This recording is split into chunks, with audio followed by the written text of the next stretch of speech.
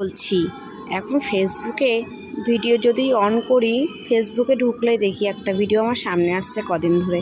আমি আর পারলাম না, লাস্টে চলেই আসলাম ভিডিও নিয়ে।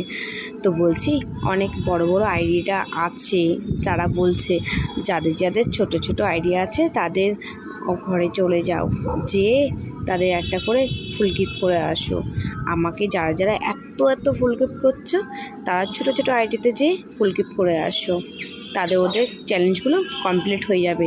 বলছি কি, এটা কি সত্যি মন থেকে বলছো, না তোমার ভিডিওর ভিউজ কামানোর জন্য বলছো? এটা আমাকে তো জানিও না গো। যাই হোক, আমি কারোর নাম নিলাম না, কিন্তু নাম নিলে তো আবার আমার পিছনে আবার খাড়া হয়ে যাবে, একদম পুরো দাঁড়ার সাপের মতন ফস করবে। এই জন্য আমি নাম নিলাম না।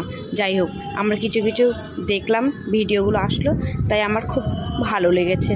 তার জন্য আমাদের জন্য এত চিন্তা করছে যেহেতু, তা আমারও ভাবলাম আমিও একটু তাদের জন্য একটু চিন্তা করি, তাই না?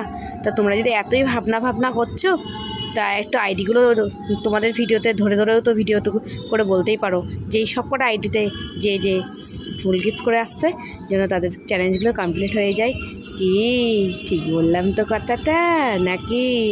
জানি অনেকের ফাটলে আমার কিছু করার নেই, ঠিক আছে? আমি সত্যি কথা বলতে আমি কাউকে ছাড়ি না, এটা আমার ছোটোবেলার অভ্যাস। চলো টাটা।